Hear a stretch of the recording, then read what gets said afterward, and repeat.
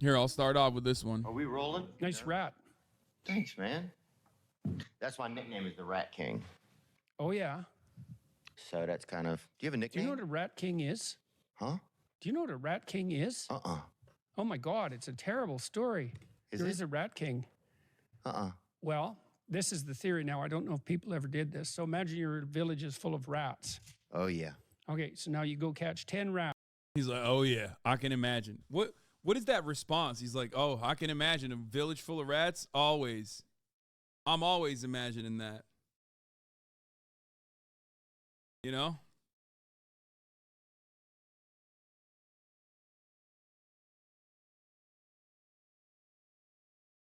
He's from the trailer parks. No, I know.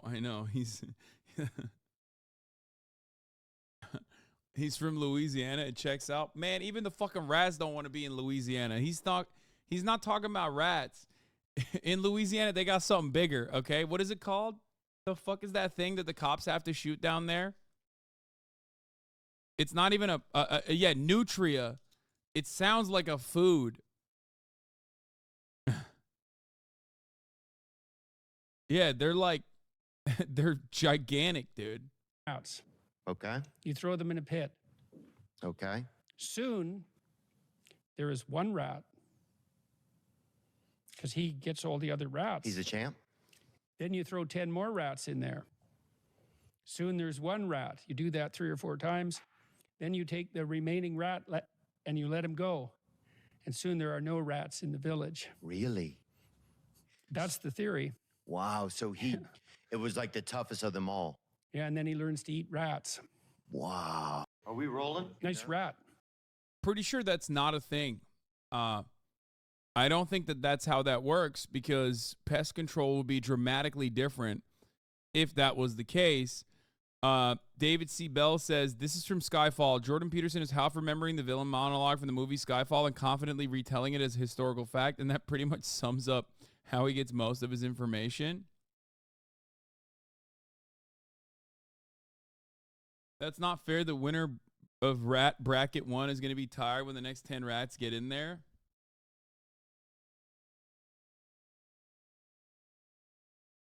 I love that Jordan Peterson's analysis always revolves around how, like, stories are real, which is kind of funny because, like, conservatives, especially with TikTok, unironically believe that. Like, a big part of his analysis does and has always revolved around how, like, the archetypical the things that you write in stories, from myth making all the way down to, like, religion and the, you know, new stories that you see now are actually depictions of reality. Okay, it's actually literally things that have happened. That's always been his analysis. It's not new, technically. Now, of course, if you look at it and you investigate that and you realize that, like, it is obviously embellished, that's one thing, where you're like, these are supposed to be stories we tell people to instill some level of social cohesion or have some social order, you know, organize community on these boundaries, which is fine. That is, like, there is truth to that, right? That's why stories are important. But when you end up, I guess, taking too many benzos and start believing that those stories are literal and real, well, then you have a problem. You're not supposed to look at the stories and go, well, these stories are the real thing that happened, actually.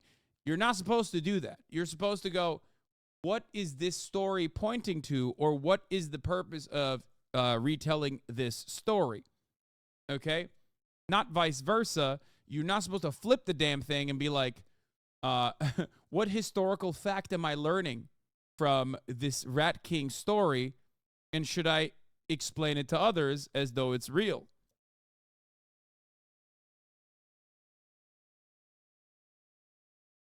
To be fair, he said it's a theory, which it's not. It's just fiction. Yeah, I mean, you can try to mask it.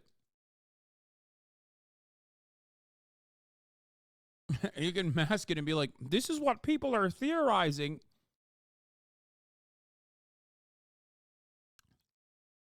Anyway.